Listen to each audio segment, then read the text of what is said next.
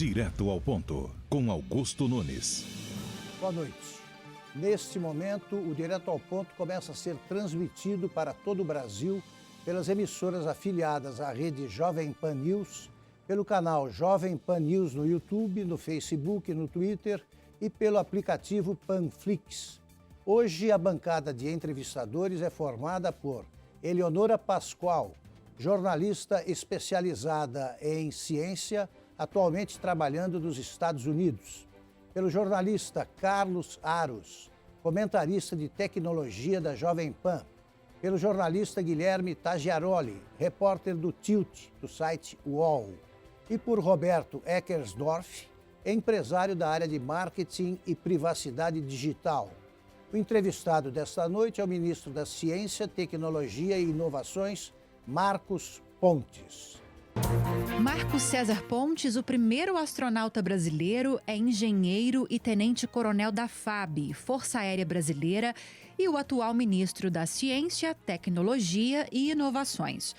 Antes de aceitar o convite do presidente eleito Jair Bolsonaro, Marcos Pontes se filiou ao PSL, Partido Social Liberal, e em 2018 foi suplente do senador Major Olímpio. No final de março de 2006, o astronauta embarcou numa nave russa rumo ao espaço na missão Centenário, em comemoração aos 100 anos do voo de Santos Dumont no 14 bis. Paulista de Bauru, por 7 anos, Marcos Pontes foi embaixador da ONU para o Desenvolvimento Industrial. Hoje ele comanda uma das pastas mais importantes em tempos de pandemia. Ministro Marcos Pontes, muito obrigado pela aceitação do convite. É um prazer muito grande revê-lo. Eu já tive o prazer de entrevistá-lo, foi uma conversa muito agradável, como será esta certamente, graças ao entrevistado e aos nossos convidados. Eu perguntaria o seguinte: nós estamos em época de balanço de ano, o senhor comanda uma pasta que é um latifúndio. Isso. Ciência, tecnologia e inovações. Eu queria que o senhor dissesse qual foi a realização que mais o agradou, né, descrevesse sucintamente, em cada uma dessas áreas. Ciência, tecnologia e inovações. Que o senhor escolhesse uma em cada um. Bom, mas antes eu gostaria de agradecer pelo convite, pela oportunidade de falar dessas áreas que realmente, em tempos de pandemia, a gente vê a importância da ciência, da tecnologia e das inovações, tanto no combate ao vírus quanto aos impactos, mas certamente é uma coisa que eu tenho vivido, né, minha vida inteira nessas áreas, então para mim também é uma honra muito grande poder liderar, né, essa pasta. E nós temos tido, né, embora os problemas, mas os problemas acabam trazendo também oportunidades, né, para que se coloque soluções. Então, na área de ciência, eu gostaria de ressaltar o nosso trabalho, né, desse ano, graças à Secretaria de Pesquisa do Ministério, o trabalho na busca, né, de soluções, né, de remédios, vacinas. Então, esse trabalho na pandemia, né, é o que eu gostaria de ressaltar na área de ciência, né, e é um trabalho bastante extenso feito por essa secretaria, com apoio, né, logicamente, de muitos cientistas no Brasil. E vamos conversar mais longamente ao longo do programa sobre isso, sobre cada uma das realizações. Sem dúvida. Na área de tecnologia, sendo do programa espacial, né, certamente eu tenho um carinho muito grande, eu tenho que olhar para todas as áreas, mas essa era uma área que me incomodava bastante, eu confesso, né, ao longo de toda a minha carreira ali, olhando na NASA, olhando para o Programa Espacial Brasileiro e desejando que esse programa literalmente decolasse, né? E eu não via essa movimentação. Então, na área de tecnologia, o desenvolvimento do programa espacial é uma coisa que me dá muito orgulho, né, dentro do que nós temos feito, né, e é um projeto em execução.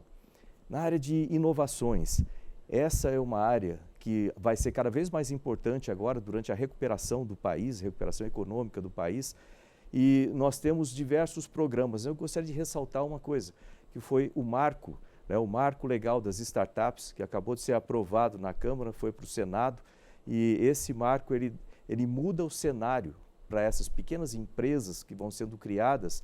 Nós temos vários programas para incentivar, né, a geração de empresas, a transformação de ideias em empreendedorismo, ideias em novos produtos, serviços e assim por diante. Então, essa é uma área, eu gostaria de ressaltar esse marco aqui, vai ser Perfeito. importante para o país. Eleonora, você abre. Bom, eu acho que a pergunta do momento diz respeito à pandemia e às vacinas. O senhor tem declarado que nós temos aí 15 novas vacinas em desenvolvimento, 3 delas na fase de testes em animais. Como é que estão estas pesquisas? Como estão estas vacinas? Qual a possibilidade destas vacinas realmente serem utilizáveis? Ótimo. Isso é uma coisa muito importante. Primeiro que eu gostaria de ressaltar o trabalho, né, que nós temos a Rede Vírus MCTI. Essa Rede Vírus foi criada lá em fevereiro, quando começaram os sinais da pandemia no Brasil. Então, nós criamos essa Rede Vírus com especialistas, né, de todo o Brasil e nessas áreas, né, virologia, infectologia e muito conhecimento ali. Eles que nos dão as diretrizes, né, do que fazer para combater o vírus através da ciência. E eles colocaram as vacinas dentro da prioridade, a nossa terceira prioridade. Falaram, tem 2 antes? Tem. Então, a prioridade é remédios de reposição, testes diagnósticos nacionais, vacinas nacionais, a parte de conhecimento do vírus e da patogênese, né, da doença, o que a doença faz no organismo, e a infraestrutura para enfrentar as próximas pandemias, que elas vão acontecer. Nas vacinas, nós investimos em 15 protocolos diferentes de vacinas. Por quê? Bom, primeiro porque existem diferentes tipos. O que são protocolos para quem existem diferentes tipos, né, de vacina. Uma com vírus inativado, outro com partes do vírus, outro uma proteína do vírus e assim por diante. RNA, né, uma possibilidade, carreador. Então, nós investimos em diferentes tecnologias por 2 razões. Primeiro, para o desenvolvimento dessas tecnologias no Brasil, que faz parte da missão do Ministério desenvolver essas tecnologias. Depois, para verificar qual tecnologia se adaptava mais rápido, né, à realidade. Nós temos pessoas morrendo todo dia, é necessário ter esse desenvolvimento rápido da vacina também.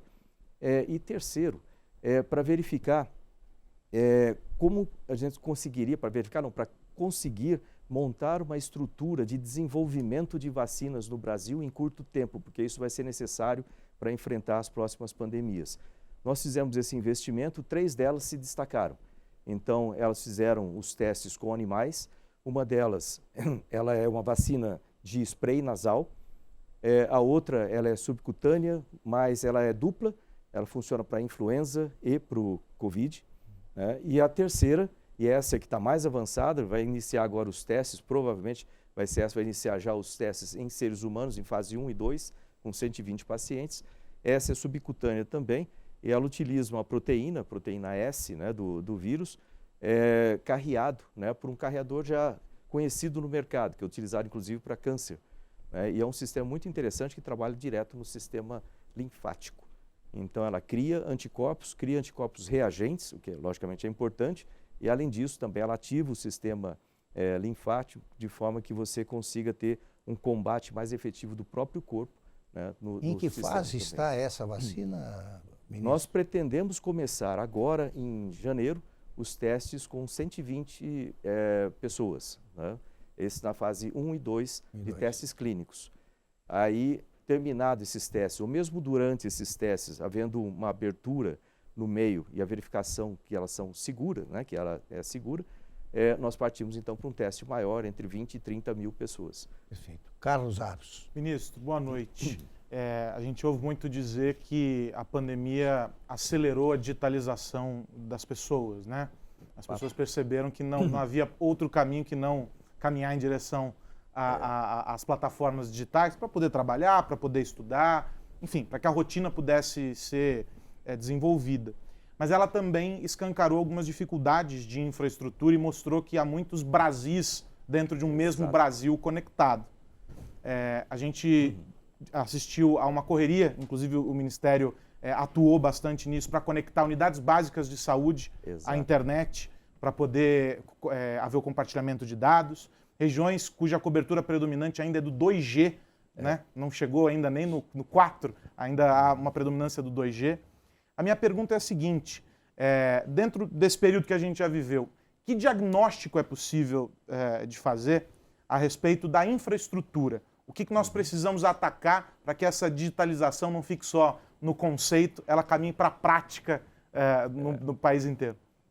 Nós desenvolvemos uma estratégia, né, no Ministério, isso foi o ano passado, não foi esse ano. Começamos lá o ano passado com a estratégia de conectar o Brasil.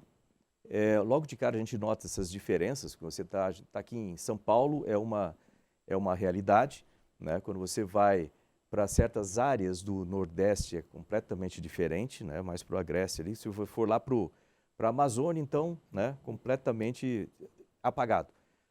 Como que a gente vai fazer isso? Então nós desenvolvemos essa estratégia com 3 vetores, né? O primeiro vetor é fibra ótica, que é um mais robusto, vamos dizer assim. O segundo vetor é a parte de satélite. E o terceiro, com outros tipos de conexão, a gente fala em links de rádio ou a complementar o 4G, né, em várias regiões.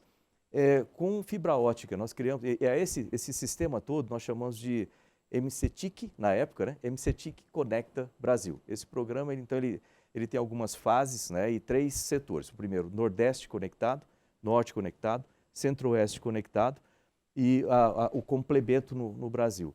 Vamos falar de fibra ótica primeiro. No Nordeste conectado, eram 77 cidades, não, continua sendo, né, agora mudou de ministério, mas eles devem continuar com a mesma política. Nós já entregamos em andamento e com recursos também, né? Então, era o Nordeste conectado com 77 cidades.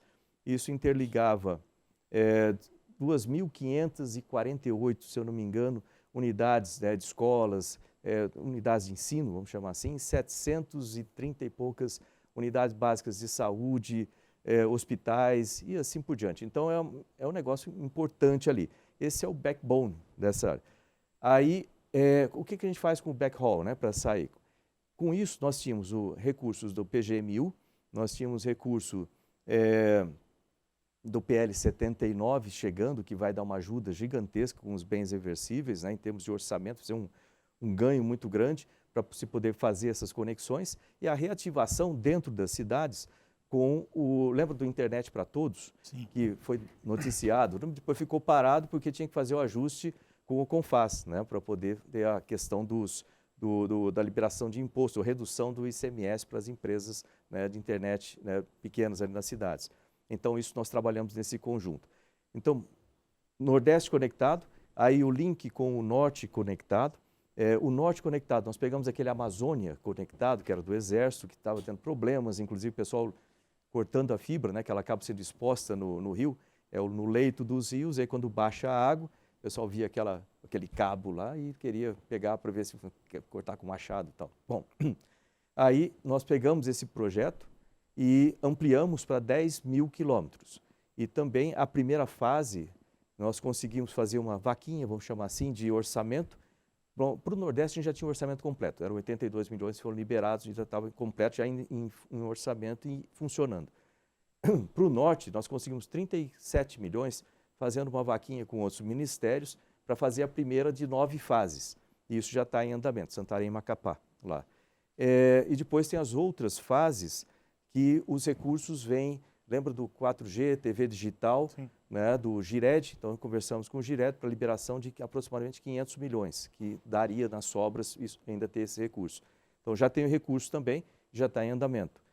Para o Centro-Oeste, né, também 50 milhões a ser investidos ali no Centro-Oeste, passando nas propriedades rurais, e a principal vantagem desse backbone ali é para alimentar essas propriedades com conectividade, né, e melhorar, logicamente, a agricultura.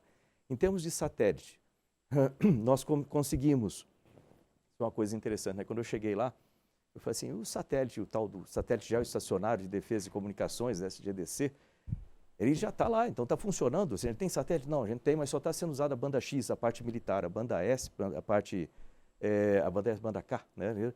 Da parte civil, não está sendo utilizado, só tem 12 pontos. Quantos pontos a gente pode? 50 mil pontos. Tem alguma coisa errada nisso, o satélite consome por causa dos trabalhos, dos serviços. Se você for colocar tudo no lápis, quanto que custa por abandonado. dia? Custa 800 mil reais por dia para manter um satélite desse com as pessoas, etc. Vamos desenrolar esse negócio. Aí eu fui lá, está enrolado onde? Está enrolado no STF, está enrolado no TCU. Vamos conversar. Fui lá, conversei no STF, a gente ajustou lá o que precisava ser feito, né? Então liberou o satélite na parte legal. TCU, tinha uma série de restrições ao contrato que foi feito com a Viasat. Conversamos lá, fomos resolvendo linha a linha, né, e liberou. Quando eu deixei o Ministério, né, entreguei para o Fábio em junho, nós tínhamos já 12 mil pontos conectados, né, multiplicando por 1.000 isso aí. O que é importante? Porque essas regiões, você chega com a fibra ótica, mas você não chega em todo lugar. Nas cidades ribeirinhas, por exemplo, tudo bem. Como é que você chega mais para dentro? O satélite ajuda. Então, a gente tinha cerca de 3 milhões de crianças já conectadas e vai aumentar. O Fábio está fazendo um bom trabalho lá, isso aí vai aumentar bastante. Já respondeu? Sim. Tudo bem? Guilherme, com você.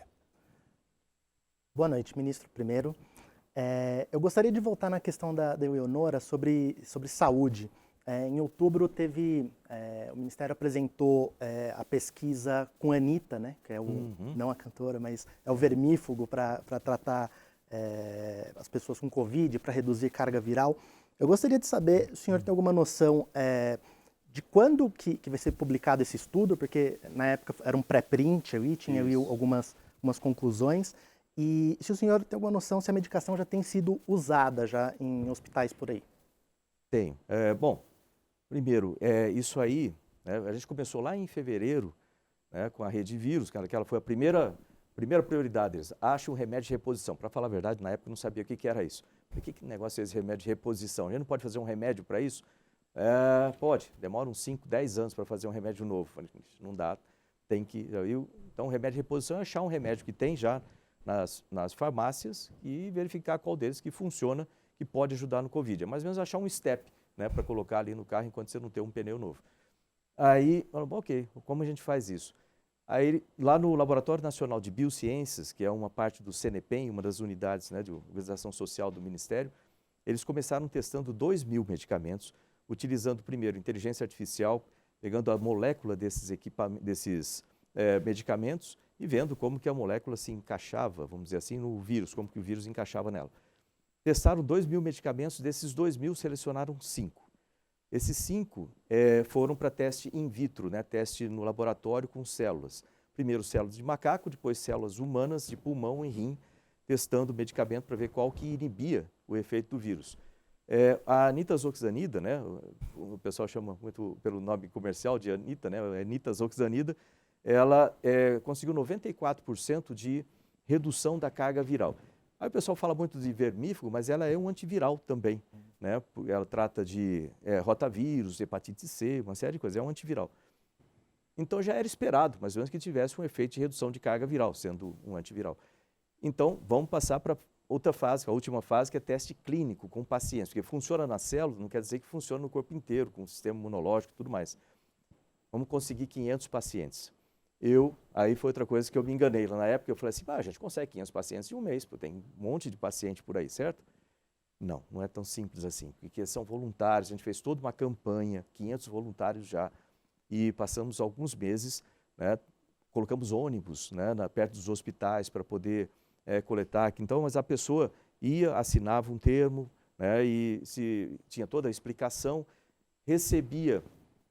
fazia o teste, né? Fazia um exame médico, fazia o teste. No teste, você tem a carga viral, né? O teste inicial. É importante ressaltar que tem que ser pessoas com os sintomas precoces. Está começando a ter aqueles sintomas gripais, acabou de ser testado ali, positivo, então tem que ser nessa fase. Se tiver já com pneumonia, numa situação, é outro teste. Então, mede o teste, faz a carga viral, depois a pessoa leva para casa o remédio, toma, né, 5 dias, 3 vezes por dia, 500 miligramas de nitazoxanida, volta para lá, faz o teste de novo, mede a carga viral para ver se teve diferença. E o teste basicamente era isso, e tem, além de outras verificações normais, né, da saúde da pessoa, vai lá para fazer os resultados, né, faz toda a calculeira, né, o pessoal lá. E, aliás, a nossa cientista responsável é uma das maiores especialistas nisso no país, e uma das maiores no exterior também, a doutora Patrícia Rocco. Ela tem mais de 370 papers publicados nas maiores revistas internacionais. Ela já orientou mais de 100 mestrandos, doutorandos, pós-doutorandos. Ela é parte da Academia Brasileira de Ciências, Academia Nacional de Medicina, ou seja, é top cientista, assim, né? Como todo cientista, né, é muito rigoroso e é muito importante. Nós fizemos lá o protocolo, foi aprovado no CONEP, fizemos os testes, conseguimos os pacientes, ela e a equipe dela toda, fez os cálculos e chegaram à seguinte conclusão. Para paciente, de novo, ressaltar, para esses pacientes precoces, nessas condições, o nitazoxanida reduz a carga viral. Mais de 50% dos pacientes, depois de 5 dias de tratamento só, deram negativados, né, porque no final das contas, você faz o teste, você mede carga viral. 7 dias depois do tratamento, 78% dos pacientes já não tinham nenhum sintoma, o que é importante, e esse remédio não teve nenhuma implicação, ele não tem realmente nenhum efeito colateral, e além de não ter efeito colateral, ele também é um remédio barato que tem à disposição, você consegue atuar aí bastante efetivamente. Foi feito o pré-print, eu apresentei, né, naquela época lá, e agora já foi aceita numa... pré-print? Pré-print é o seguinte, né? Aliás, eu faço parte de um grupo de ministros, né, de ciência e tecnologia no planeta aí, e que nós combinamos entre todos os países que, por causa da pandemia, todos os papers relacionados ao Covid, eles poderiam ser liberados primeiro no pré-print, né, por combinação também com as revistas e etc. Geralmente eles não liberam antes. Seria um pré-relatório, É um pré-relatório para poder ajudar a ter o mais rápido possível a informação circulando. Então, ela é antes da publicação, antes da pré-print, publicação. né, assim, tá ali. Então, nesse momento, ela já foi aceita numa revista, agora está esperando, está na fila ali para impressão, mas já foi aceito, está tudo normal. E eu também tenho algumas notícias de que outros países, né, eu passei também essa informação para outros países, eles também estão testando. Né, eu falei com a Espanha, por exemplo, lá o ministro é amigo meu, astronauta, Pedro Duque, né, também. Aí eu falei com ele, quando eu via começar a subir a curva lá, falei, pô, olha, tem isso aqui, passei os dados todos para eles e descobri uma coisa. Na Europa não tem nitazoxanida. Eles têm que importar lá, mas faz parte. E aí, a própria OMS parece que também já está em contato com isso também, o que é importante, né? Pelo menos a informação que eu tive, não fui confirmada. Roberto. Boa noite, ministro. Boa noite. Tudo bem? Eu vou agradecer você, acho que em nome de toda a comunidade startupeira de inovação do Brasil, para quem vive esse universo, a importância desse marco recém-saído do forno é uma enormidade. Eu já fui investido, já investi, vivo isso, sou empresário e realmente... Explica o que é, Roberto. É um marco que permite novas formas de investimento. O ministro está aqui, ele vai explicar melhor para a gente. Mas, basicamente, viabiliza que novas formas e muito mais quantidade de investimento de outras formas sejam possíveis sem trazer todo aquele peso jurídico, todas aquelas limitações de quem queria investir numa startup, numa empresa de início e teria que virar sócio, teria que estar envolvido no capital social. Enfim, é um acelerador muito forte dessa indústria e que precisa. Então, muito obrigado em nome de toda a indústria, aí, todo o segmento, acho que eu posso falar em nome de todos nesse aspecto. E aí minha pergunta, nesse momento de tramitação, o quanto você acha que o material que foi é o que a gente conseguiu passar versus um ponto ótimo, e de que forma a gente consegue nesse momento influenciar especialmente o Ministério do Trabalho, que uma boa parte dessa legislação ela foi mantida no projeto e para o startupeiro, para o cara que está começando, obviamente, todo o peso, né, do sistema trabalhista brasileiro e que tem seu benefício, mas que é um peso até para as próprias empresas e indústria, obviamente para esse mercado acaba sendo vezes 10. Isso. E inviabiliza muito desenvolvimento, muita contratação, muito emprego, muita coisa, porque a gente tem que seguir uma legislação que em algum momento faz todo sentido, mas que para início de um programa, de um projeto, vai ainda inviabilizar como que a gente mexe esse caldo para conseguir isso daí. Olha só, isso é uma conversa que começou lá em fevereiro, né, ali no Ministério, participação muito grande dos colegas da economia lá, minha equipe técnica com o Paulo Alvim, que é o nosso secretário de Empreendedorismo e Inovação, um cara super competente, a equipe dele. Então eles focaram, conversaram lá com a economia. E é normal, vamos dizer assim, a resolução, né, dos pontos de vista diferentes faz parte, né, principalmente numa situação. Nós, ali no Ministério, nós empurramos sempre, né, para favorecer ao máximo as startups, porque você sabe muito bem disso, tem que compreender que uma startup ela não tem as mesmas condições que uma pequena empresa, ou uma empresa grande, uma empresa já estabelecida. Então, é como você querer tratar uma plantinha que está nascendo ali pequenininha, comparado com uma árvore já. E, então, ela precisa de um tratamento especial. E esse tratamento especial tem que ser em termos de impostos, tem que ser em termos de legislação trabalhista, tem que ser em termos de como ela consegue receber capital e outras coisas ali dentro desse contexto. Então, e sempre a economia, ela tem isso, faz parte, né? E a gente trabalha e compreende que 100% ela vai tentar proteger certos aspectos. Então, é todo um trabalho de convencimento, né? E o convencimento vem também da seguinte forma. Veja bem, quanto que uma startup dessa, de repente, vai contribuir para a economia ali na frente? Tem que ter esse cálculo futuro. O senhor disse que serão criados milhões de empregos, né? Que tipo de emprego? Olha, de todo tipo, né? E principalmente agora, se você olhar essas startups, elas estão espalhadas numa gama considerável de aplicações, e a gente tem ali no Ministério empurrado bastante, você deve ter notado isso, na área de TICs, na área de inteligência artificial, porque a gente vê nisso um potencial muito grande de futuro, essas tecnologias habilitadoras, vamos dizer assim. Especialmente de olho com o olhar atento da indústria para a internet das coisas, né? Exato. A indústria está procurando muita fonte de geração de novos produtos, de novas ferramentas, né? E a gente tem uma estratégia, eu falo bastante estratégia, porque a gente tem uma série de estratégias traçadas para várias áreas. Uma delas é a estratégia de internet das coisas. Começamos com um decreto no ano passado. Inclusive teve um marco agora. A sanção, né?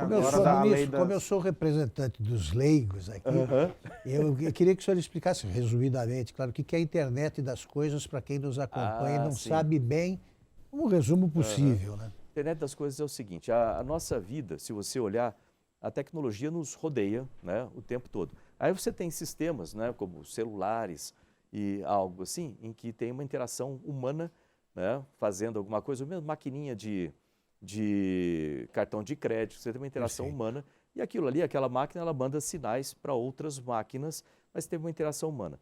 A internet das coisas vai começar a ser, mas vai aumentar cada vez mais, onde você tem a conversa máquina-máquina, sem a interação humana. Por exemplo, são sensores que estão na sua casa e que mandam sinais para você através da internet, ou mandam sinais para corrigir outros problemas e acertar certas coisas na casa ou dentro de uma empresa, uma máquina conversando com outra máquina. Então, é a internet das coisas, as coisas se conectando na internet. Uma revolução. Então, isso é um mercado gigantesco em termos de sensores, né? Todos os tipos de sensores, para tudo que você puder imaginar, a conectividade disso aí, o que elas podem fazer dentro de diversas áreas.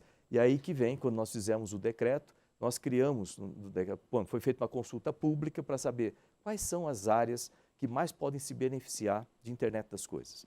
Aí elegeram 4 áreas, indústria 4.0, saúde 4.0, isso foi ano passado, hein? Cidades inteligentes e agro 4.0. Aí criamos 4 câmaras. Essas câmaras são locais, vamos chamar assim, onde se congregam vários atores daquele setor, né, desde a academia até as empresas e tudo mais, para discutir e aumentar, vamos dizer assim, melhorar aquela área. Com isso, essa era a primeira parte, criar esse decreto, criar essas câmaras. Depois, uma das coisas que interfere bastante no futuro em internet das coisas é a inteligência artificial. Ela vai potencializar muito a internet das coisas, além de conectividade. Então, nós criamos 4 centros de inteligência artificial, né? Agora está para sair o resultado, atrasou um pouquinho, mas está para sair o resultado desse edital, com 4 centros de inteligência artificial, um para cada um desses. Centro de inteligência artificial aplicado à indústria 4.0, aplicado à saúde 4.0, assim por diante. E esses centros vão ser cabeça de rede, conectando outros centros semelhantes pelo Brasil todo, né? Então, tem essa conexão primeiro aqui. Isso aí se conecta também com a infraestrutura, que a gente acabou de falar, da infraestrutura de conectividade no país, para poder ser utilizado, né, isso aí em todos os lugares, agro, por exemplo, na região centro-oeste e tudo mais.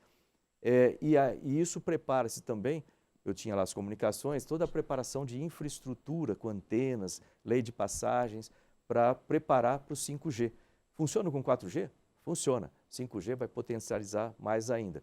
E aí, voltando à questão dele, essas áreas são as áreas onde a gente tem investido mais para criar startups. A gente acabou de ter o IA2, né, Inovação Aberta e Inteligência Artificial, e acabamos de anunciar na semana Não, nessa semana, acontece tanta coisa, nessa semana Claro. a gente anunciou, foi na semana passada, a gente anunciou os ganhadores, foram 31 empresas, né? Elas vieram num funil, né? 31 empresas vão receber recursos, né? E todas elas conectadas à internet, inteligência artificial, nessas 4 áreas. Esse é só um exemplo, mas tem muita coisa. E o marco das startups, ele melhora esse ambiente para as startups, de forma que essas empresas elas podem nascer e crescer, vamos dizer assim, com mais probabilidade de sucesso, né? Reduzir a mortalidade. Leonora e Aros. Ministro, eu vou voltar a falar de vacina, porque isso é um assunto que não interessa só para o brasileiro, mas interessa para o mundo todo. Essas vacinas que o senhor disse que estão em pesquisa, essas 3 que o senhor disse que já estão mais adiantadas, essas pesquisas estão sendo feitas somente por pesquisadores brasileiros ou elas estão envolvidas, estão junto com laboratórios em outros lugares, como Estados Unidos, Inglaterra, enfim, Europa, algum laboratório da Europa? São pesquisas estritamente brasileiras? A raiz dessas pesquisas são brasileiras.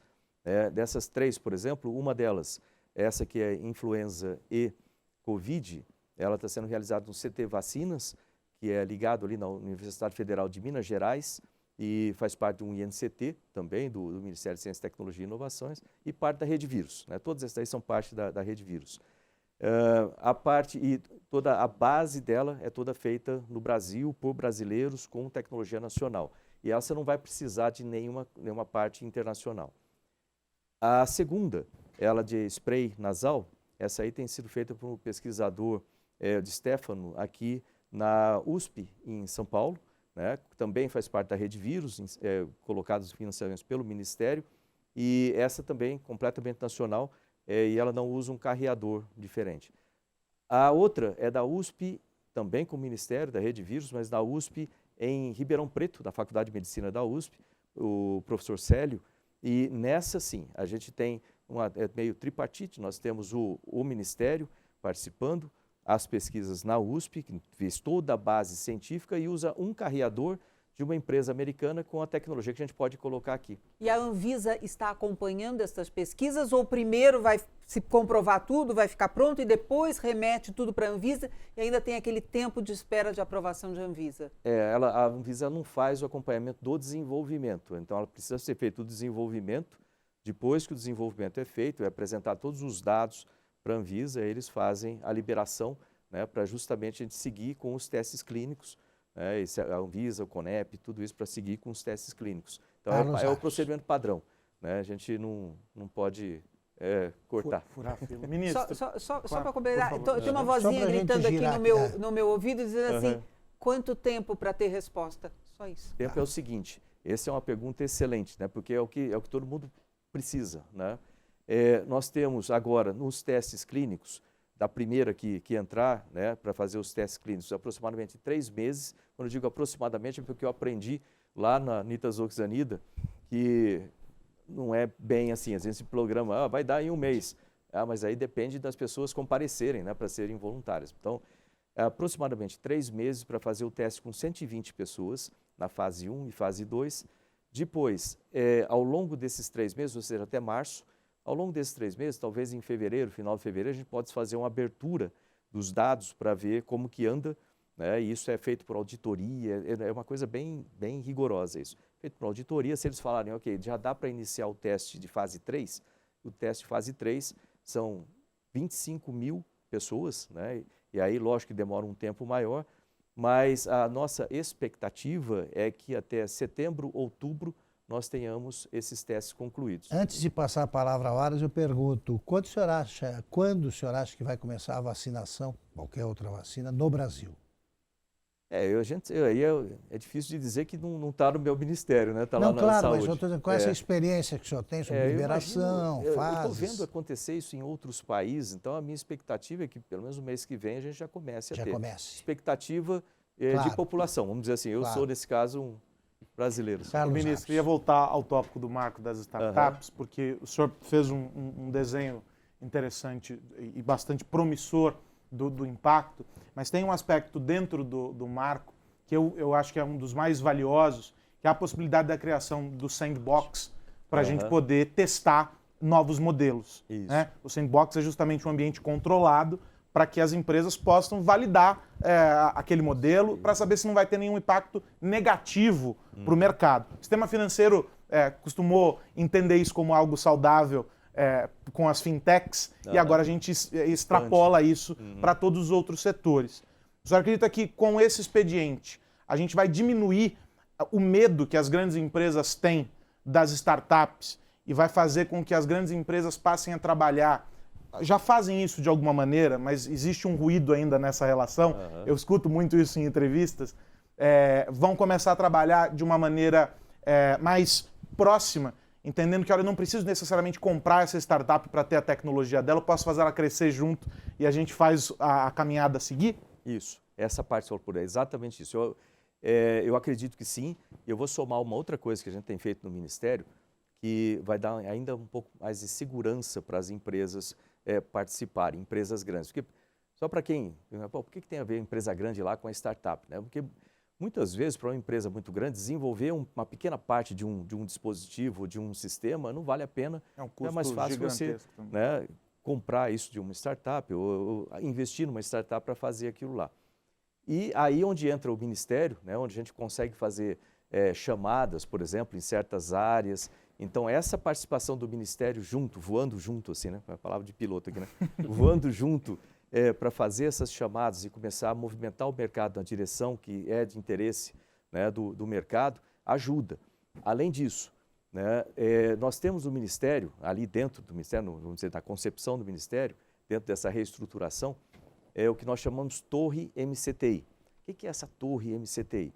É um empilhado de redes. Uma das diretrizes que eu coloquei no Ministério é o trabalho em redes, porque se você for ver, nós temos iniciativas, por exemplo, em inovação, pelo país inteiro e cada uma numa certa direção, fazendo um tipo de um movimento browniano, né? Se fica simplesmente em qualquer direção, você não sabe para onde está indo, né? Então, a ideia é que o Ministério possa atuar como um hub que conecte todas essas iniciativas e aponte certas direções baseadas em prioridades, de forma que exista um trabalho mais sinérgico entre essas pontas todas conectadas. Então, são 5 redes nessa torre. A primeira rede é que a gente chama de rede de suporte. Na rede de suporte, nós temos, basicamente, assim, de forma geral, são recursos, gerenciamento de projetos, gerenciamento de empresas, certificação, patentes. Então, o que tem nessa rede de suporte? São instituições como o CNPq, a FINEP, a Embrapi, que são nossas. Aí a gente vai conectar as coisas de fora também, como o Sebrae, como o PMI, como o Inmetro, o INPI e etc. São tudo isso aqui conectado na rede, para imaginar a raiz de uma árvore. Aí depois começa a árvore.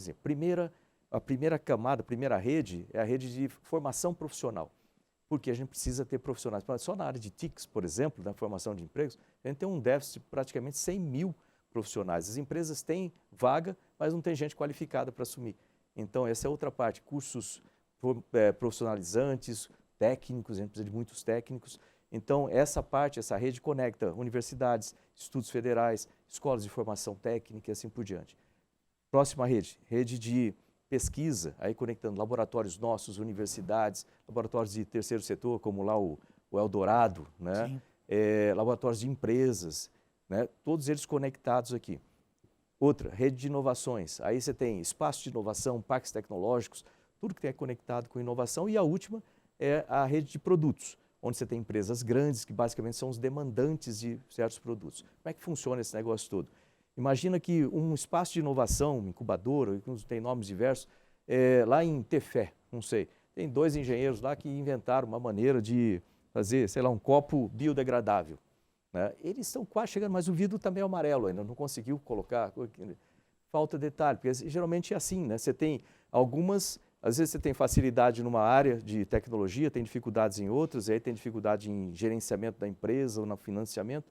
Mas se ele é conectado na rede, aquele espaço de inovação, e já é certificado na rede, ele tem facilidades para conseguir financiamentos. E a gente tem lá uma secretaria para financiamentos de projetos, que ajuda em projetos, ajuda em buscar fontes de financiamento. Aquilo é viável? A gente consegue financiamento, mas está faltando desenvolver uma parte aqui ainda. Bom, onde que tem um grupo de pesquisa que entende de vidros? Sei lá, na Universidade Federal de São Carlos. aí eu consigo conectar aqueles pesquisadores e colocar incentivo pelo CNPq para pesquisa, entendeu? De repente, aquela empresa de 2 está começando com aquele produto, tem um departamento científico de mais de, sei lá, milhares de cientistas. Isso ajuda. Perfeito. Ministro, eu queria falar um pouco mais sobre a internet das coisas. A gente teve aí a aprovação da lei. Eu queria saber do senhor, quando que a gente vai ver na prática isso? Quando a gente vai ver semáforos inteligentes por aí? Quando que as pessoas vão poder ver isso na prática? E a segunda coisa é, como que isso se conecta com 5G aí, que vai ter o leilão agora no primeiro semestre de 21? Olha, na verdade já existem dispositivos dentro de empresas, Aliás, ministro, principalmente. desculpe, milhares de brasileiros se queixam de ler sobre o problema do 5G e de não entender. E que o senhor também vai ter que se bancar o professor aqui e dar Vamos lá. explicações básicas, né? Vamos lá, então, claro. Começando para a internet das coisas. Já existem dispositivos, né, que às vezes a gente nem nota porque eles já estão funcionando por aí e vão aparecer cada vez mais. Então, nós temos um programa do Ministério que também são cidades inteligentes sustentáveis.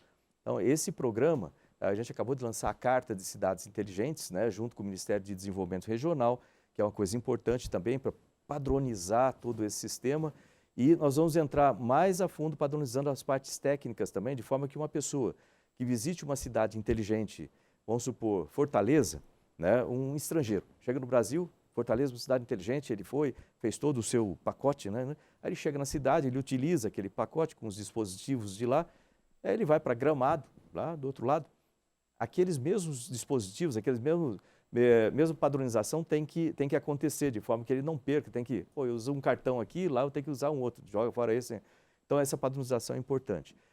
Além disso, para uma cidade inteligente, a gente tem, por exemplo, uma série de outras tecnologias que trabalham juntas, que vão desde inteligência artificial para controle de tráfego, para controle de estacionamento, para segurança e uma série de coisas. A gente tem a parte de energia renovável, né? Eu lembro, cidade inteligente, né? Sustentável, então energias renováveis, tratamento de resíduos sólidos, tratamento de poluição, uma série de coisas conectadas, o sistema de comando da cidade, vamos chamar como um todo. E tudo isso vai exigir muitos dispositivos, né, de internet das coisas, dando a informação para esse sistema como um todo.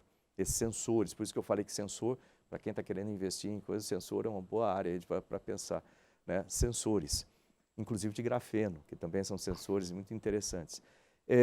Agora, nós acabamos de ter a sanção de um decreto de desoneração de internet das coisas, dispositivos de internet das coisas. Isso é uma coisa que a gente empurrou muito lá também. Por quê? Para você fazer o registro de um celular, custa R$ 22,00 e alguma coisa, né, de imposto lá do Fistel. Agora, imagina se você tiver com milhões de dispositivos, sensores de internet das coisas, se tiver que pagar esse valor, você torna inviável o país para isso. Por isso que foi toda a nossa batalha ali para desonerar, né, o valor de imposto para a internet das coisas, para dispositivos de internet das coisas, máquina a máquina. Por isso que eu falei no começo aquela diferença entre, por exemplo, máquina de cartão de crédito não é isso, é outro. Celular não é, mas o máquina a máquina, sim. Então, isso também vai ganhar muito, né, nesse sentido. E o 5G, né, ele vem como uma tecnologia completamente diferente, né? Porque a gente pensa assim, 2G, 3G, melhorou a velocidade, 4G, melhorou a quantidade de dados passados, melhorou a velocidade um pouco, 5G vai ser a mesma coisa. Não é, é diferente. Além de ter uma capacidade muito maior, né, de dados e poder conectar muito mais dispositivos na rede de 5G, além disso, você tem um tempo de latência muito menor. O que é esse tempo de latência? Né? Imagina, fazer uma comparação espacial aqui. Você manda um sinal para o rover que está lá em Marte, né? 20 minutos, né? Que está distante uma coisa da outra. E tem a resposta depois, né? Você manda o comando, você tem a resposta da telemetria. Muito tempo, o tempo é gigantesco. Imagina isso dentro de uma empresa, né? As máquinas conversando. Então, quanto maior o tempo entre elas, vai dando mais limitação. Imagina ser um carro que é automático, né? Não tem motorista. Ele está vindo na rua, aí ele vê o semáforo. Aí o semáforo muda de verde para vermelho. O tempo dele olhar o semáforo, dele receber esse sinal, se for muito grande, ele já passou, dependendo da velocidade dele. Então, esse tempo de latência é muito importante para isso. Então, o 5G tem essas vantagens. Nós já estamos trabalhando em tecnologias, essa é uma surpresa boa, talvez, tecnologia 6G aqui no Brasil, junto com o Inatel. Ministro, há alguma diferença entre o 5G da China e dos Estados Unidos? Não, a tecnologia ela é Mesma, semelhante, mesma tanto que existe, tem que ter uma padronização, né, para você poder conectar o seu celular, não importa o fabricante do celular, mas ele tem que conectar, igual 4G, você pode ter celulares de várias marcas. E quais são os critérios usados para a escolha? É, Políticos? Escolha da tecnologia? É. Aí vai depender de muito das empresas. Lembrando o seguinte, quem escolhe, vamos dizer assim, os fornecedores, geralmente são as empresas que trabalham e compram isso aí como parte da sua estrutura, ou da sua infraestrutura. Então, nós temos vários fornecedores diferentes, né, de vários países. As tecnologias, todas elas convergem, né, e conversam, são 5G. Agora, isso depende de preço, né? Logicamente, quem trabalha nas empresas vai depender do preço, da qualidade, se aquilo atende às suas especificações, né, para a sua infraestrutura. Até pegar o gancho, eu tinha planejado essa pergunta, ela vem no bom momento, né? Uhum. Eu tive a oportunidade recente, pré-pandemia, de estar com o presidente do Silicon Valley Bank. E ele é banqueiro, né? Eu tive a oportunidade, o nome dele é John China, é até engraçado que ele tem China no nome. E eles investiram em algumas empresas que deram certo, como Microsoft, Google, Uber, Facebook. Uhum. E ele estava contando que a nova Guerra Fria hoje, ela é traçada entre Estados Unidos e China. E que não é uma guerra fria nuclear, de armas, porque esse jogo acabou. Qualquer um que apertar o botão acaba com o mundo. Então, e essa briga daí, ela está muito mais na visão dele que ele trouxe, que eu achei super interessante, que a gente vai ter 2 sistemas operacionais no mundo. O sistema operacional americano e o sistema operacional chinês. Isso vai valer para telecom, 5, 6G, quantos Gs tiverem, para finanças, para moeda, para infraestrutura, e que cada país vai ter que escolher em qual vai jogar, que não tem saída. Ele falou, esquece, não tem saída. Vão ter os israelenses que vão trabalhar com os 2, o francês que vai tentar dele, e o resto do mundo vai ter que escolher com que lado vai jogar. A minha pergunta para você é, qual a sua visão dessa opinião dele e para onde o Brasil vai caminhar? Para complicar um pouco mais, você falou em 6G, 7G já vem vindo isso aí? 6G, nós estamos trabalhando com a Inglaterra na definição de padrões e testes e sistemas no Inatel, Instituto Nacional de Telecomunicações, lá em Santa Rita do Sapucaí. Então, os sistemas já estão sendo desenvolvidos. Não tem relação com os testes que a China já iniciou com o satélite que eles lançaram recentemente? Não. Isso é feito com a Inglaterra. É a determinação de padrões e como devem funcionar. Tem até sistemas interessantes, né, que isso tem a ver com 5G também. Igual o DNS de computador, que ele muda de acordo com a necessidade, é dinâmico, né, ele aplica dinamicamente. Isso aí também para o espectro de frequência, né, para 5G. Mas voltando àquela parte eu não acredito que vai ser assim, tipo 0,1. Né? Eu acho que vão existir, acho que o natural de tecnologias, mesmo porque existem tecnologias que vão aparecendo, né, coisas novas que vão aparecer, eu acho que vai ter uma distribuição nesse espectro. Pode ser até que tenha 2 picos assim, né, mas vai ter uma distribuição outra aqui ao redor, né, pensando a coisa mais natural, uma distribuição gaussiana ali de 2 tipos. E agora, eu acho que a gente tem que participar disso. Aí como a gente se beneficia dos 2 mundos, né? Eu acho que a gente tem que participar do desenvolvimento dessas tecnologias de toda forma. Eu quero dizer que às vezes a pessoa fala assim, pô, esse cara parece meio arrogante, o Brasil vai fazer isso, o Brasil pode fazer. Entendeu? É aquela coisa, eu sei da capacidade dos nossos pesquisadores, dos nossos cientistas. Uma coisa que eu fico chateado quando às vezes o pessoal fala assim, mas o Brasil vai conseguir fazer isso aí enquanto os outros países já estão... Vamos fazer sim, a gente tem que acreditar na ciência do Brasil. Mas, ministro, para o senhor ter pesquisa, tecnologia e inovação, o senhor precisa de dinheiro, e houve um corte de verba para vários institutos de pesquisa assim, bem substancial. Nós tivemos, por exemplo, 15% do orçamento do INPE para 2021, já era. A FAPESP perdeu aí quase 500 milhões. Enfim, Fora isso, a quantidade de cérebros que se evadiram do nosso país, tem um site que chama Diáspora, Diáspora de Ciência do Brasil. Ele catalogou, de outubro até agora, pelo menos 3.000 pesquisadores que estão, se o senhor olhar o mapa, o senhor vai ver na África do Sul, na Oceania, na Alemanha, no Chile, no Peru, nos Estados Unidos, na Alemanha, sim, um monte, o Canadá. Então, tipo assim, o que é que o seu ministério vai fazer para reter estes cérebros, né, estas pessoas pensantes? Ou para repatriar, né, reter ou repatriar. E eu não estou falando nem de médicos, hein, eu estou falando de cientistas, pesquisadores. E como vai dar condições, dinheiro para que essas pessoas possam exercer o trabalho? Porque tem muito jovem, por exemplo, que fez a universidade, que fez mecatrônica, que fez, enfim, pesquisa na USP e tudo mais, e está trabalhando no metrô, porque para ganhar um salário de pesquisador, ele fala, eu ganho muito mais no metrô de São Paulo. Ótimo. Vamos por partes. Desculpa, foi um pouco longa. Olha só, eu trabalhei 20 anos, mais 20 anos, fora do Brasil. E eu estou aqui. Eu trabalhei com ciência, tecnologia, com a NASA, e eu estou trabalhando pelo Brasil e com o Brasil agora aqui. O senhor já pensou em ficar fora do Brasil? Já, fiquei Por bastante falta tempo de condições, lá. não, por falta de condições, é. falta de condições salariais, de trabalho, já pensou? Não? Seria, vamos dizer assim, que lá eu ganho muito mais do que aqui. Tá. Né? Mas aí que vem uma coisa importante. Que conecta as coisas. Uma é a questão de você sempre lembrar de que país você é. Não importa em que país você estiver, não importa quanto tempo você está naquele país, você é estrangeiro lá ainda.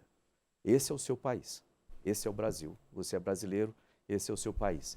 Eu acho que eu converso muito com pesquisadores fora do Brasil. Quando eu vou nas viagens, eu faço questão de o embaixador, né, juntar os cientistas, os pesquisadores daquela região para a gente conversar. E aí tem várias diásporas, né, criadas. Aí.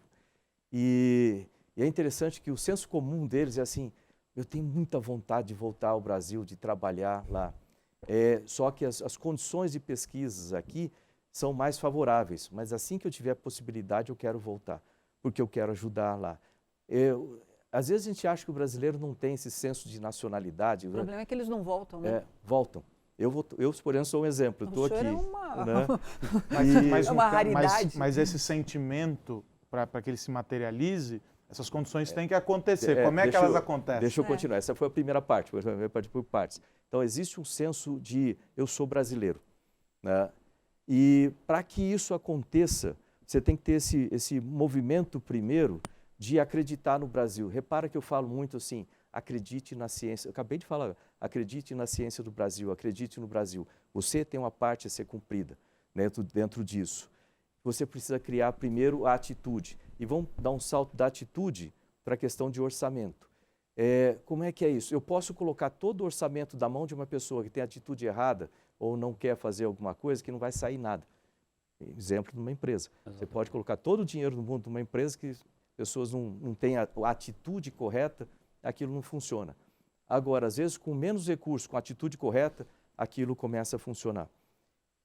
Nós temos problemas de orçamento? Temos. Né? É óbvio, né? Agora com a pandemia, piora essa situação para todos os ministérios.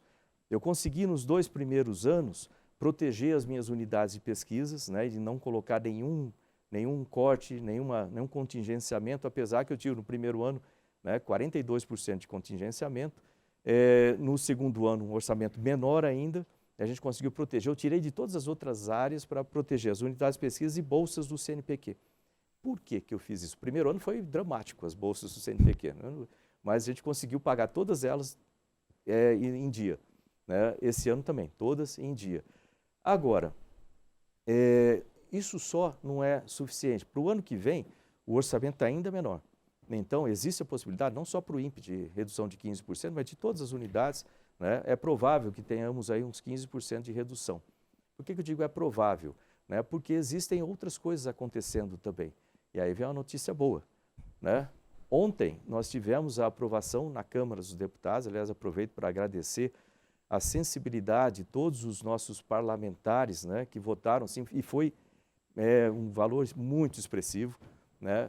Tanto do Senado, primeiro, depois da Câmara ontem, que aprovaram o descontingenciamento do Fundo Nacional de Desenvolvimento Científico e Tecnológico, o FNDCT. Esse descontingenciamento é um fato histórico, né? Porque tem sido esperado, a gente tem trabalhado muito junto, eu trabalho muito junto com a comunidade científica, né? Nós somos um grupo ali a favor da ciência do país e nós trabalhamos juntos para que isso acontecesse. Eu fui falar com o presidente Bolsonaro, falei com o Paulo Guedes, eles perceberam a importância, então o governo não se opôs com essa concordância do governo e todo o restante, a gente conseguiu aprovar, né, com um valor muito grande. Mas como trazer esses cérebros que já foram embora, ministro? Então, veja bem, a gente falou em atitude, todos eles querem voltar. A gente falou, né, em possibilidades, programas interessantes. O Ministério está completamente reorganizado e colocando uma série de programas interessantes, que a minha pesquisa agora, eu consigo ver para onde ela vai, eu consigo ter sequência, porque se eu coloco o investimento privado dentro do setor também, só pulando para a próxima parte, né, eu coloco o investimento privado, como acontece em Israel. 1/4 do investimento dos 4% que eles aplicam vem do setor público. 3/4 vem do setor privado. Como que isso acontece? Acontece porque o que eles fazem, eles aplicam para resultados práticos, empresas e tal. Se eu vejo que a minha pesquisa vai resolver em uma coisa que vai ajudar alguma coisa prática, ou que eu vou criar a minha empresa, eu vou ganhar bem mais dinheiro do que isso, já começa a interessar. Eu não quero só trazer os nossos pesquisadores de fora, eu quero trazer os outros pesquisadores de outros países para dentro do Brasil. Você vai falar assim, pô, esse cara pensa muito alto. Se eu não pensasse alto, eu não chegaria a ser astronauta. O FNDCT, para ter uma ideia, ele arrecada por ano em torno de 8 bilhões. Esses recursos vêm do setor privado para serem investidos justamente na infraestrutura de ciência e tecnologia do país e investidos em empresas, de forma que a gente possa crescer do setor, tanto ciência, tecnologia e inovações.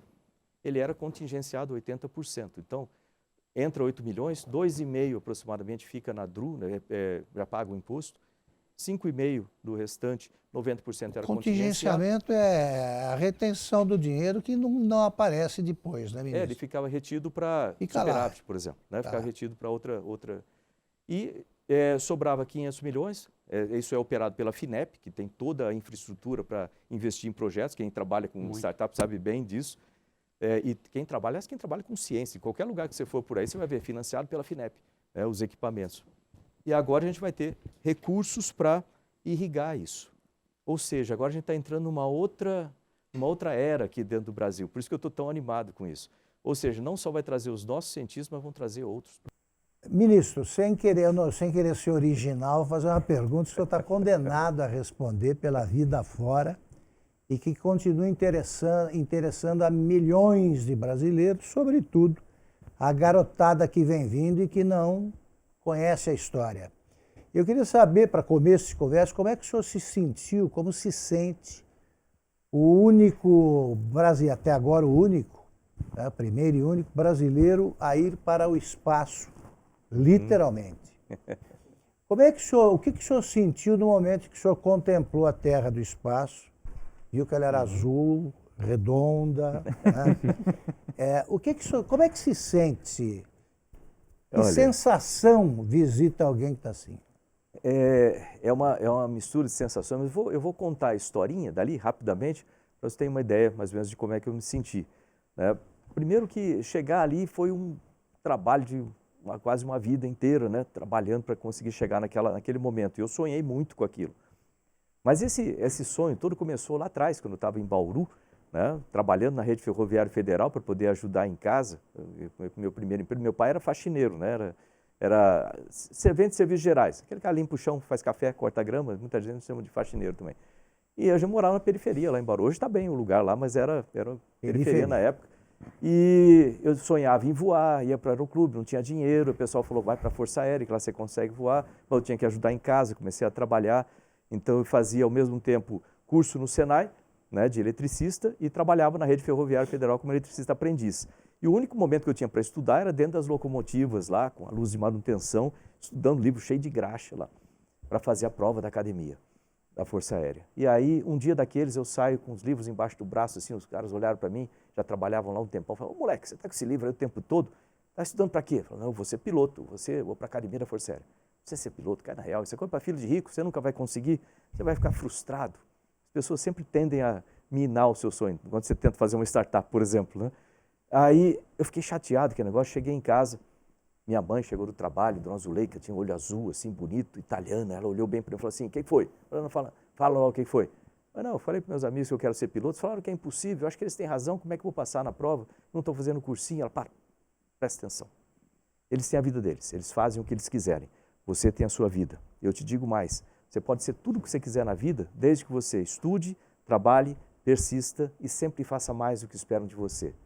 Foi baseado nisso, e aliás eu falo isso para muita gente, muitos jovens principalmente, atualmente. Fiz toda a minha carreira na Força Aérea, fui selecionado lá pela NASA, eu achava que ia voar. E gostou de voar? O primeiro voo que fez com o avião, ali já gostou. Ah, sim, ali já foi a primeira etapa, né, das coisas. Aí eu fui ser piloto de caça. Bom, entrei na Força Aérea, fiz a Academia da Força Aérea, depois 4 anos. Ali a gente faz curso de administração pública e ciências aeronáuticas. Aí dali eu fui para Natal, Rio Grande do Norte, fazer curso de aviação de caça, para ser ala, esse avião que voa do lado aqui. De lá para Santa Maria, no Rio Grande do Sul, já como piloto operacional, lá eu era instrutor, líder de esquadrilha, podia liderar 4 aviões, trabalhava com segurança de voo e resolvi estudar mais. Aí fiz o vestibular do ITA, fui fazer engenharia aeronáutica no ITA. Aí fiz lá os 5 anos, aí eu notei que tinha a divisão de ensaios em voo, tem pilotos de teste para testar aviões, e tinha o piloto de teste e o engenheiro de teste. Não tinha nenhum que era piloto e engenheiro do mesmo corpo. Falei, pô, tá aí uma oportunidade interessante, né? Aí eu fui do ITA para lá, então durante uma época eu era o primeiro que era piloto e engenheiro. Aí voei todos os aviões do Brasil, fui voar nos Estados Unidos, na Rússia, etc. Voltei e fiz um mestrado em otimização de trajetórias orbitais, aí eu já começava a pensar já em espaço. E aí me mandaram para os Estados Unidos fazer mestrado e doutorado em engenharia de sistemas. Eu estava no doutorado, quando o Brasil entrou no programa da Estação Espacial Internacional, abriram um concurso público para astronauta, eu me inscrevi lá dos Estados Unidos. Em que momento o senhor pensou em ser astronauta? Quando criança ainda? Não, aí eu já era piloto.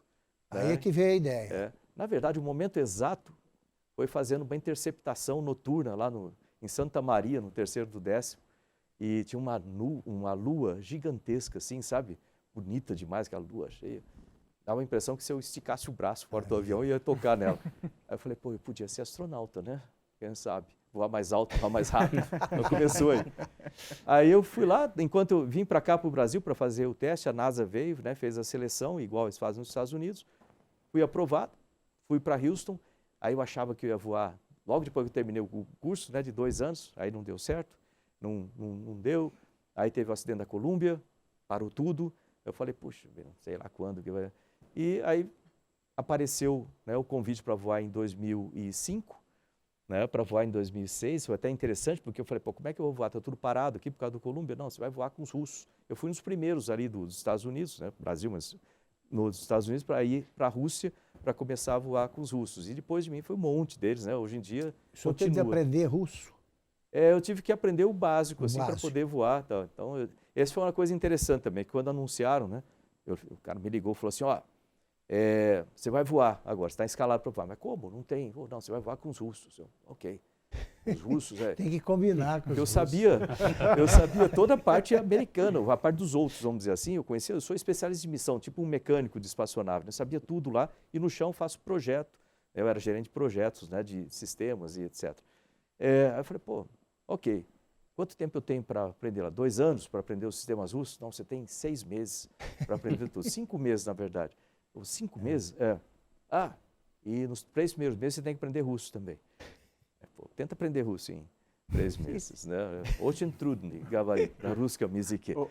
Ministro, eu queria aproveitar e fazer uma outra pergunta inédita, que o senhor não ouviu, mas eu sei que o senhor é a pessoa capaz de respondê-la, que o senhor acompanha esse processo já desde o início, né, desde que o senhor assumiu o ministério, agora saiu da sua mão, e o senhor mencionou há pouco o 5G e os impactos que ele promoverá sobre vários setores.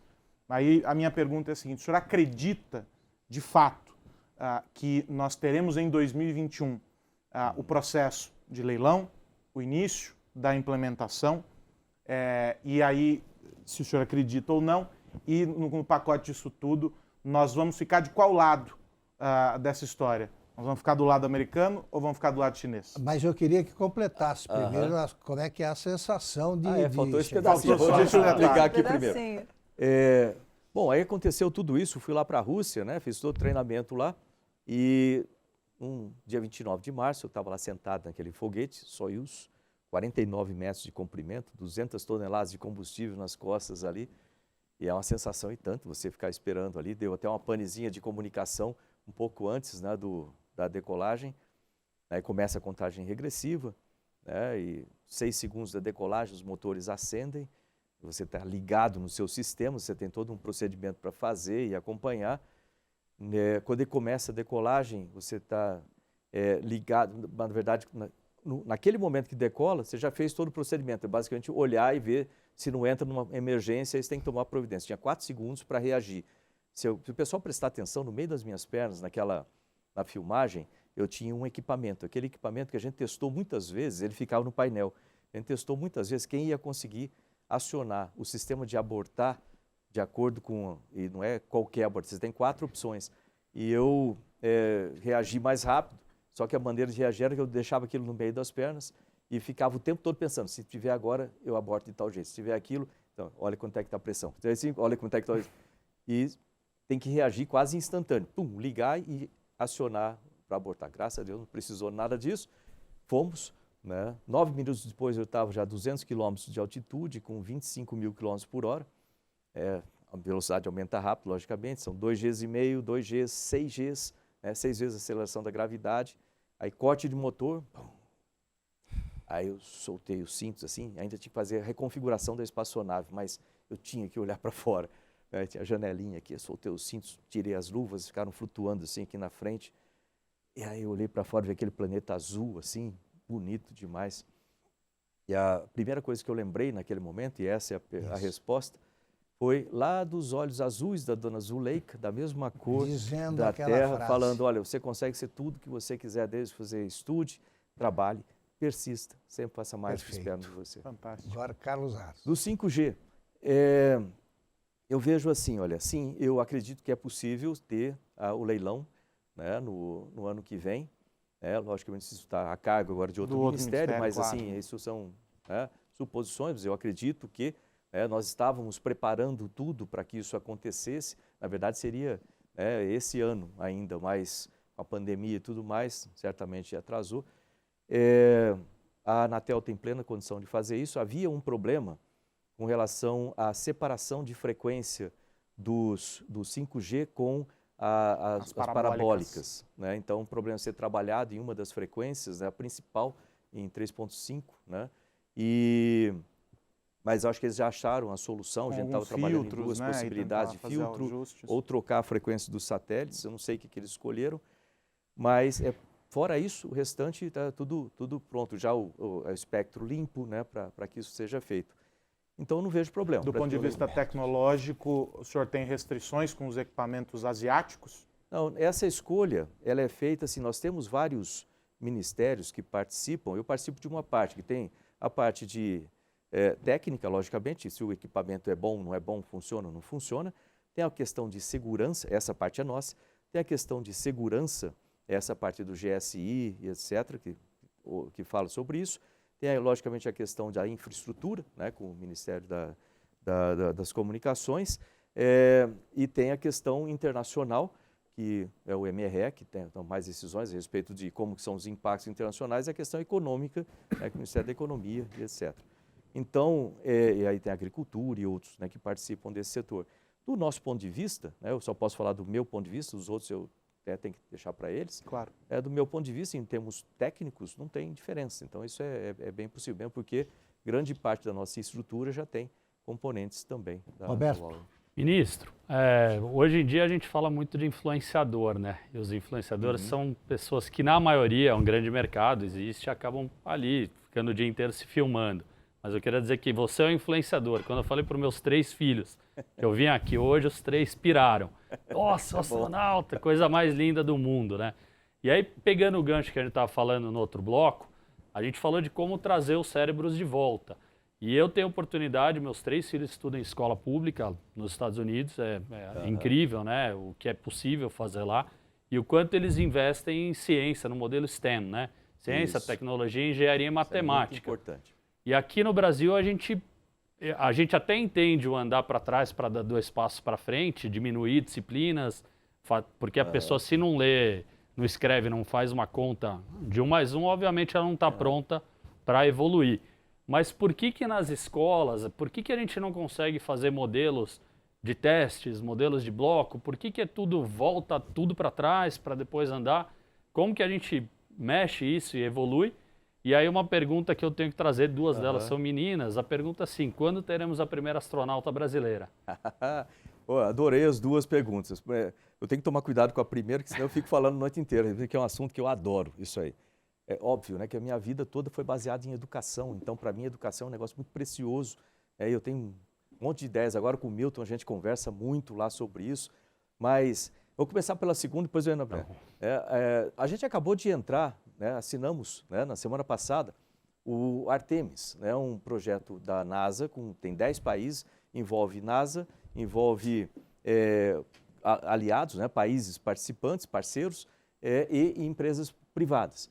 Qual que é a ideia? A ideia é Lua, Marte e exploração, Deep Space Exploration, exploração do espaço profundo. E então tem estação espacial, rovers, e a gente vai colocar isso nas universidades do Brasil para o desenvolvimento de sistemas, partes de sistemas, rovers, etc.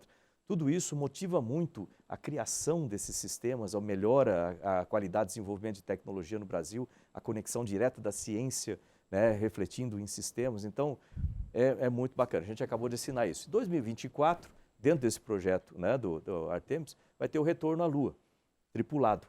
Né? Lembra de 1972, Eugene Cernan foi o último que teve lá, era amigo meu. E agora tem o retorno à Lua em 2024. Adivinha, primeira pessoa que chegar à Lua vai ser uma mulher no retorno. Já está previsto, já está... A gente não sabia exatamente quem vai ser, mas vai fazer um auê lá, né? Vai dar uma arrumada em tudo. Mas... vai ser uma mulher. Olha, e o retorno ao voo, por exemplo, depois do acidente do Columbia, a comandante era a Eileen Collins, uma mulher. Eu voei muito com ela de T-38, excelente, amiga minha também. O que eu quero dizer com isso também, a gente precisa trazer mais meninas para a ciência. Esse é um dos esforços que nós temos no Ministério, trazer mais meninas. A gente tem bastante menina na área de medicina, por exemplo, nessas áreas assim, mas precisa trazer para as outras áreas de ciências exatas, né? Matemática, física, né? Astrofísica e etc. E a gente tem um grande esforço ali no Ministério de colocar ciência e tecnologia, aí vou entrando na primeira parte, para dentro das escolas do ensino fundamental, do ensino médio e formação de professores de ciências. Falando sobre meninas, a gente lançou também na semana passada a 2ª edição do programa Mulheres Inovadoras. São startups ou empresas comandadas por mulheres em tecnologia. A gente coloca incentivo para isso. Eu falo, mas precisa. É importante para trazer as mulheres para participar. Com relação ao ensino fundamental e médio, a gente tem um programa que chama Ciência na Escola, que consta em levar as crianças para dentro dos laboratórios, né, para terem ali contato direto nas universidades e em centros de pesquisas, levar os pesquisadores para fora, né, para dentro das escolas, e a formação de professores de ciência. Um dos nossos projetos grandes também, que a gente começa esse ano, a Força Aérea desativou algumas bases, a base aérea de Fortaleza, provavelmente vai ser a base aérea de Fortaleza, que nós vamos pegar essa base e transformar num museu interativo, igual o Museu do Caraço, lá em Beersheba, né, Isso é incrível, Israel. Né? A criança vai... E aí tem laboratórios para cientistas e visitação de crianças, e tem toda a estrutura para manter professores, para fazer formação de professores de ciência. E tem muitas outras coisas que a gente tem feito, que eu vejo que a gente precisa melhorar ciência, e eu vou falar, pode ser meio estranho, mas é importante, artes dentro da escola. Então, ciência, artes, empreendedorismo, educação financeira e desenvolvimento pessoal, intra e interpessoal. Eleonora. Ministro, o senhor anunciou recentemente aí a construção do novo reator multiprofissional que vai produzir suplementos, né, para a energia nuclear. Em que pé está a construção? Quando ele começa a operar, se ainda não começou? E aproveitando esse gancho para falar da implementação, como é que o senhor vê a nova implementação de medicamentos e terapias que estão revolucionando o tratamento do câncer e o que é que o Ministério está fazendo aí nessas pesquisas? Ótimo, duas coisas importantíssimas, né? Então, primeiro, o reator multipropósito, o RMB, o projeto começou em 2008, é um projeto feito, né, foi bastante falado no começo. A gente tem no programa nuclear uma participação tripla, né? Tem o Ministério responsável pela política nuclear como um todo, nós temos o Ministério de Minas e Energia, responsável pela política energética, então incluindo a eletronuclear, as usinas nucleares, etc. E a Marinha do Brasil, ela tem o Programa Nuclear da Marinha, que é mais focado, né, focado no reator do motor do submarino, né? Não é armamento nuclear, pelo amor de Deus, é só movimentação, né, para o motor do submarino. Esses três componentes juntos, né, nós temos trabalhado no RMB, mas esse projeto foi feito junto com a Argentina, né, junto com a empresa da Argentina, mas a Argentina fez a parte deles e a gente nunca fez a nossa por falta de orçamento. Então, é um valor relativamente alto, em torno de 2 bilhões, né, para esse projeto ser concluído. E agora ele está sendo reativado, vamos chamar assim, com a questão do FNDCT. É uma das importâncias. Para que serve um reator desse, multipropósito? Como o nome diz, ele tem várias aplicações. Uma das aplicações é irradiação de fármacos, né, porque o Brasil tem que importar fármacos, etc., irradiação de fármacos. Então, essa é uma parte importantíssima junto com o Ministério da Saúde. Outra é irradiação de alimentos, né, para esterilização, isso é feito com o Ministério da Agricultura, né, para aumentar o tempo de prateleira, vamos dizer assim, de frutas e vegetais, etc. Aí tem a parte com o meio ambiente, tem a parte de energia também. Esse reator ele vai dar a partida para que a gente tenha reatores de pequeno porte no Brasil, reatores nucleares de pequeno porte, que podem ser espalhados pelo Brasil e livrar o país desses motores diesel aí para geradores diesel, essa coisa. A gente viu todo o trabalho com isso. Então, ter esses reatores vai manter o nosso grid mais estável, né? Nós temos, aliás, o Brasil é um dos países que me dá muito orgulho em termos de grid de energia renovável, né? Com hidrelétricas, etc. Nós somos muito bons nisso. O problema é quando tem secas e essas coisas, não entram em certas situações complexas. E com esse reator a gente estabiliza mais isso. Então, agora com o FNDCT, eu vou continuar a tocar esse projeto. Guilherme. Mas quanto tempo? É difícil dizer quanto tempo, né? Ele inicia agora. Por que eu digo que é difícil dizer quanto tempo? Se eu pegasse o projeto original, a gente ia falar de 5 anos para o desenvolvimento do projeto como um todo, tendo recurso para fazer. Mas como demorou esse tempo todo, uma das primeiras providências que eu vou fazer é para reestudar o projeto, para verificar se nesse caminho de 2008 até hoje, nós não tivemos melhorias nas tecnologias, de forma que a gente possa ter uma tecnologia melhor, mais barata talvez e mais rápida a ser feita. Então, vou pedir um reestudo desse projeto logo de imediato agora.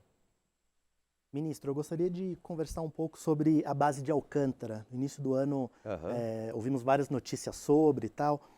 Eu gostaria de saber se já em 2021 a gente vai ter lançamentos de satélites feitos por Alcântara. E a segunda questão relacionada a isso é que ali próximo tem um território quilombola. Como que o Ministério vai lidar com essa região? Esse é um outro setor que eu gosto muito, né? Eu vi assim o centro de Alcântara, 34 anos lá sentado e com uma utilização muito abaixo da possibilidade. Nós tivemos o acidente de Alcântara, eu perdi vários amigos lá e dentro de mim ficava sempre aquela questão, eu tenho que fazer funcionar Alcântara não só pelo programa espacial, mas em consideração a todos aqueles que perderam a vida ali para fazer aquilo funcionar. E aí o que aconteceu? No ano passado, nós tivemos a assinatura do Acordo de Salvaguardas Tecnológicas com os Estados Unidos, que é um acordo muito simples, é um acordo técnico. O pessoal fala, a gente vai alugar a base para os Estados Unidos, eles vão operar, não tem nada a ver com isso, é um acordo técnico que diz só isso.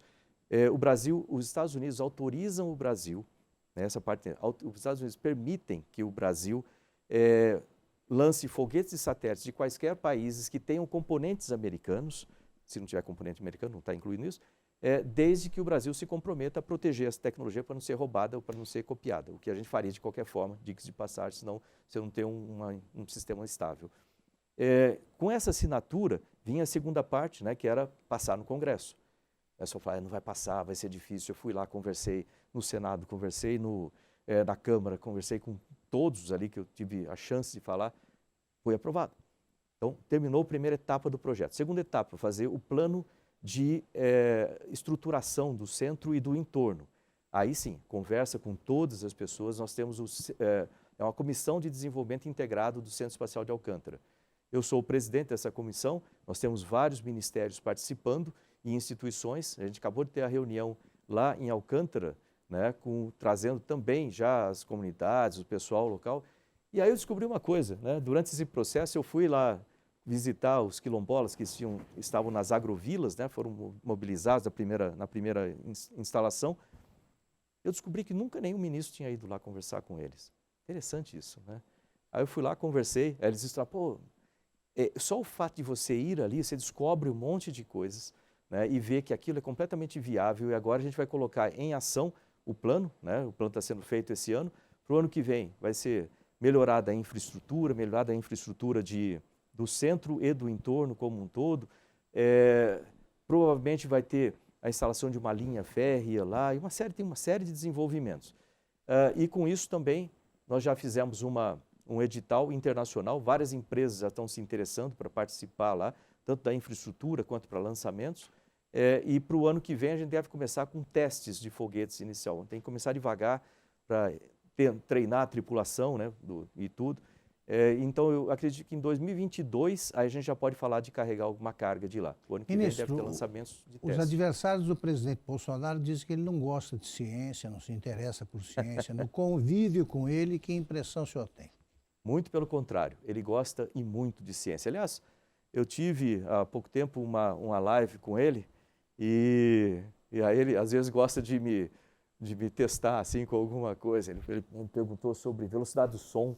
Né? Pô, como é que é isso? Como é que calcula esse negócio? Nós acompanhamos pelos pingos nos is. Ele gosta de ciência. E desde o começo, lembra que lá ainda na campanha, ele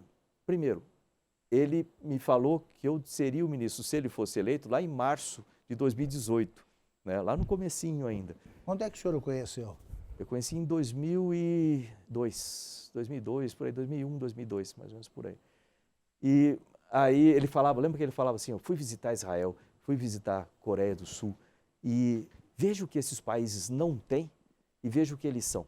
Agora veja o Brasil, tudo que a gente tem aqui e o que nós não somos. Aí eu completava assim para ele, a diferença é investimento em ciência e tecnologia. E ele sempre tem tentado trazer isso, tanto que, se for ver, essa aprovação do FNDCT, né, no Congresso, ela foi diretamente relacionada também com a aprovação do presidente para isso, para liberar, né, o governo, para que, de forma que tivesse essa votação expressiva a favor, né, dessa liberação. Quer falar, Helena? Quero. Eu quero fazer uma pergunta a respeito de agricultura de precisão e seca no Nordeste. Quais são as pesquisas, quais são os projetos e o que existe de concreto nesses dois setores?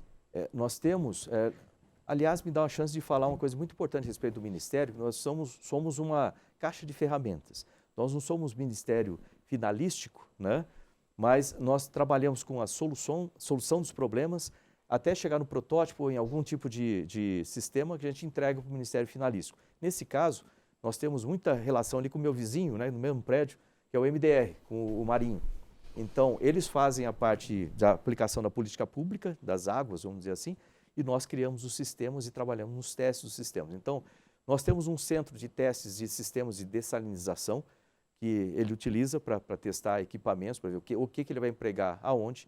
Nós estamos testando outros sistemas de irrigação, por exemplo, uma conexão muito grande com Israel, foi o primeiro lugar que eu fui, em 29 de janeiro de 2019, fui lá, trouxe esse contato todo, agora a gente está com o nosso INSA, Instituto Nacional do Semiárido, né, trabalhando em conjunto com Campina Grande também, né, com a universidade, com esse centro, de forma a entregar soluções, né, de água, porque parece que isso se parte só no equipamento, Não é. Na verdade, a gestão da água é importante. Como que a gente vai trazer água, da onde, de que lugar, de que forma a gente vai fazer a gestão, a reutilização da água também é extremamente importante, a redução do consumo dessa água em irrigação, por exemplo.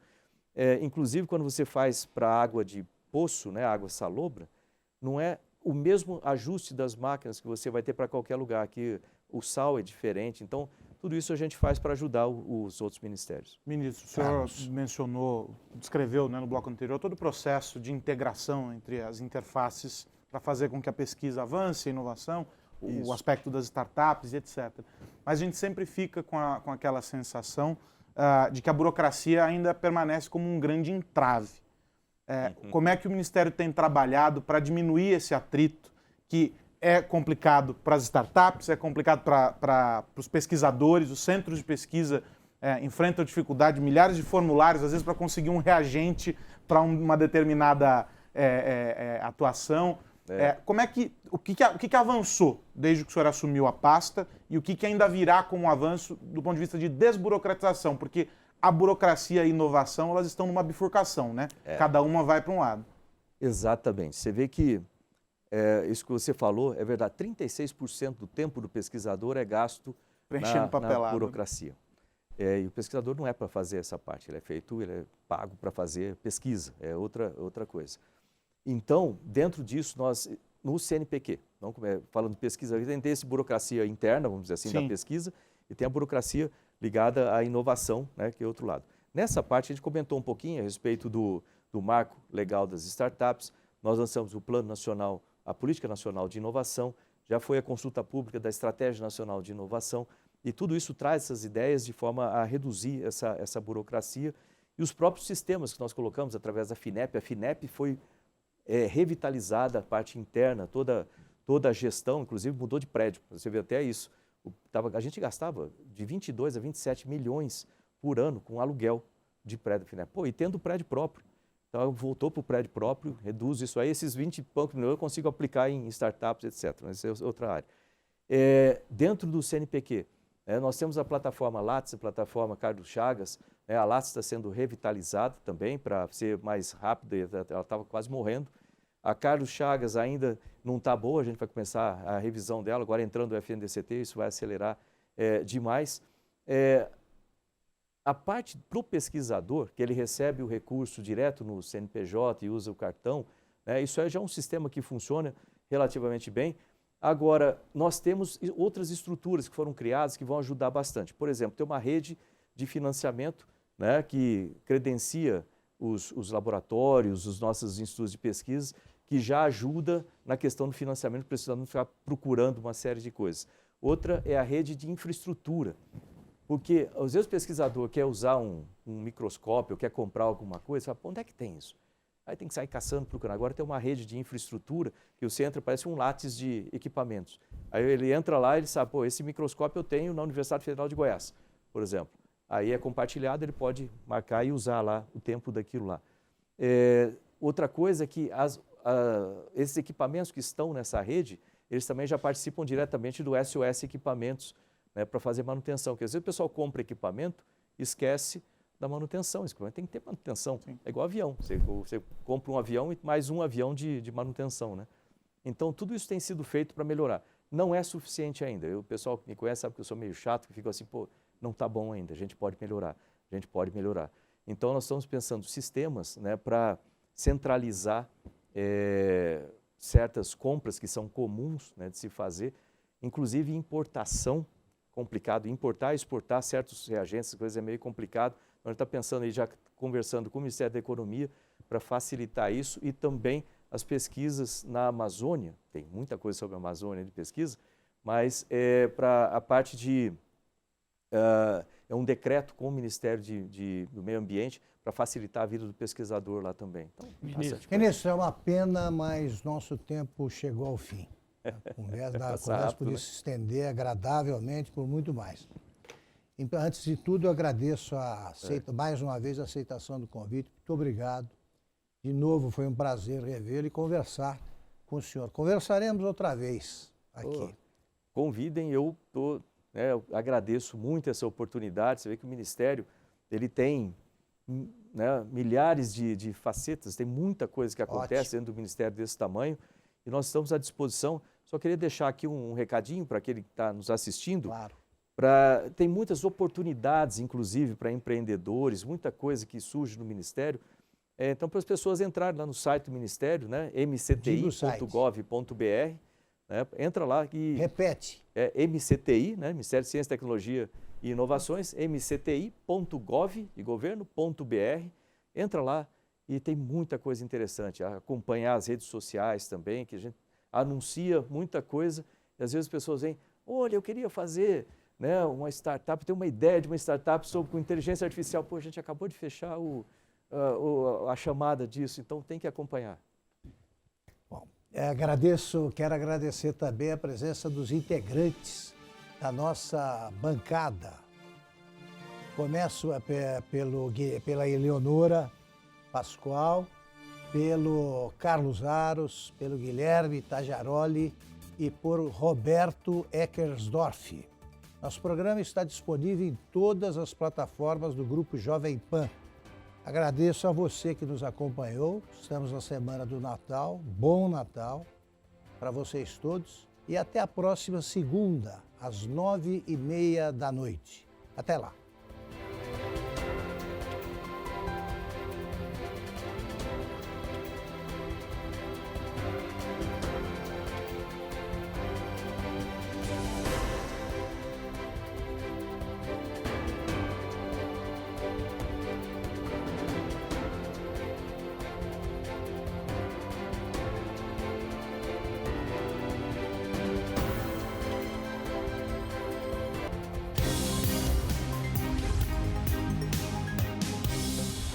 Direto ao ponto, com Augusto Nunes.